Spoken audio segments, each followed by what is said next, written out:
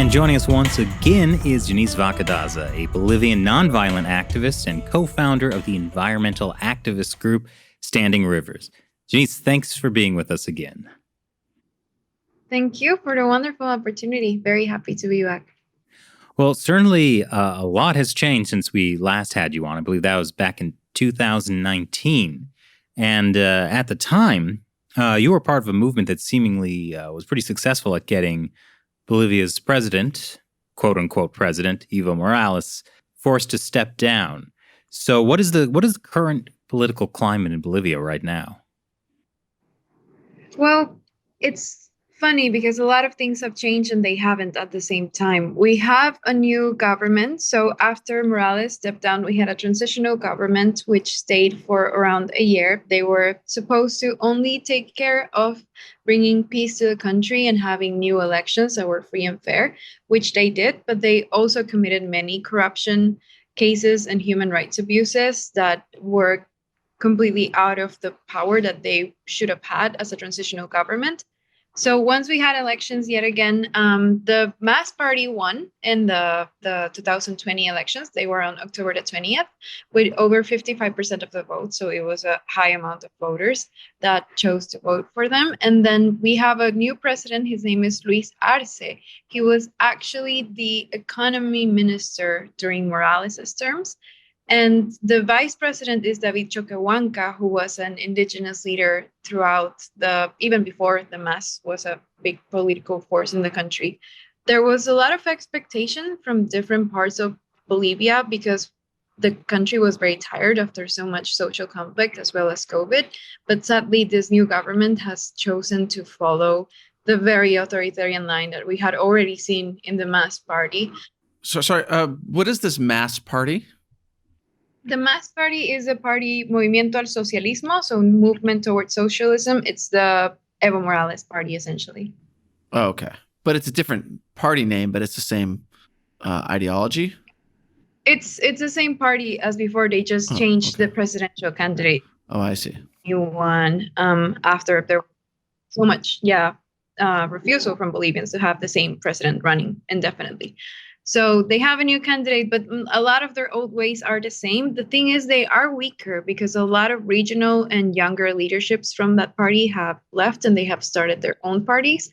So it is a slightly more interesting political scenario.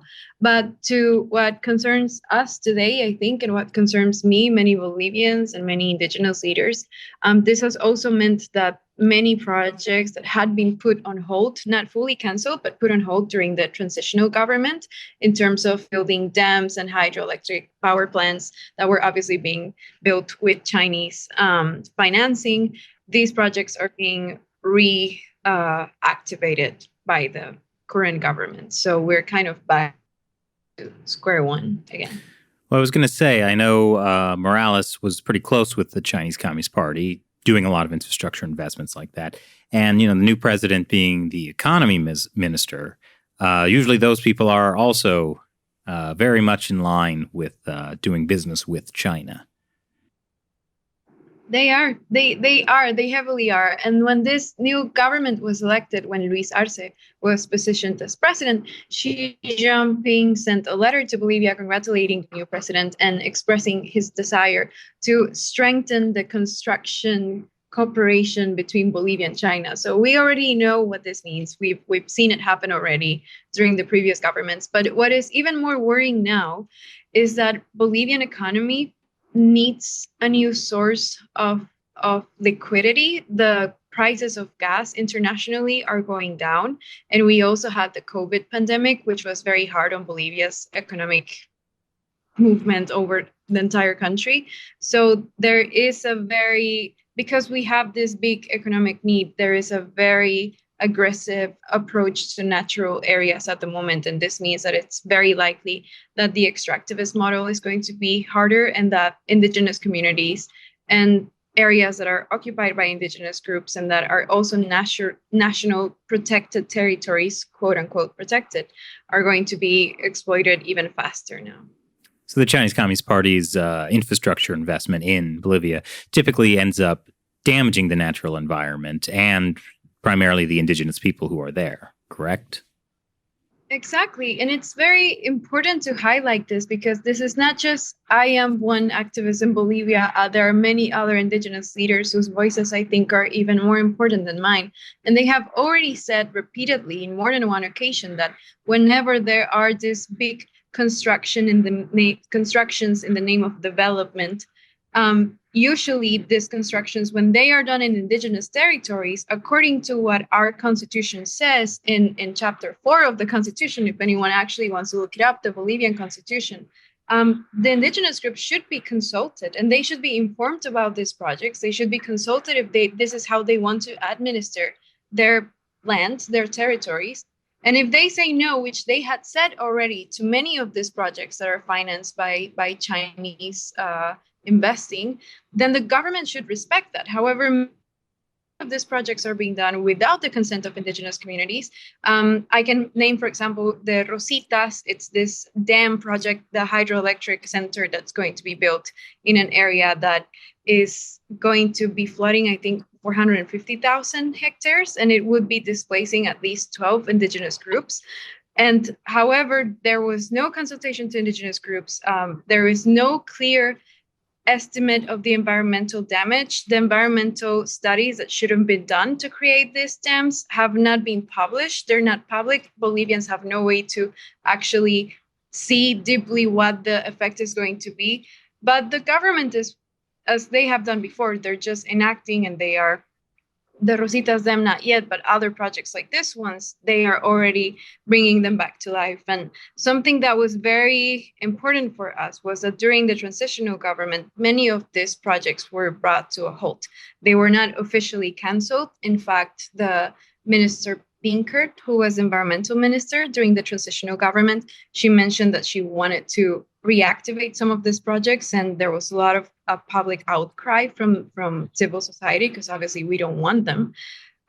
But right now it looks like it's going to happen. And yet again, the MAS is a party. The current Bolivian government always portrays itself like it's protecting environmental and indigenous rights. But at the end of the day, if Chinese money is going towards these areas and they don't care about indigenous rights, they don't care about environmental protection, even if the constitution says so. And it's very interesting to watch and see how this type of issues get so much attention from the international community when they happen in countries like Brazil. Yet when it happens in Bolivia, there is this almost complicit silence that no one talks about our issues. Why do you think that is? I think there are several reasons. One of them is probably lack of information. People just don't have enough truthful sources of information from Bolivia. We are not a big news headline for people outside of Bolivia, and this is very, very silly. I think the international community pretends like they don't know that Bolivia is an important geopolitical center in South America, but we are. And then I think there's also because, and this actually, I can mention this with the help of former President Evo Morales. He mentioned in 2018 that he had asked the Chinese government to help his government with social media strategies and how to battle the Bolivian opposition online. So there is a big communications machine. I'm pretty sure you know about this far better than I do.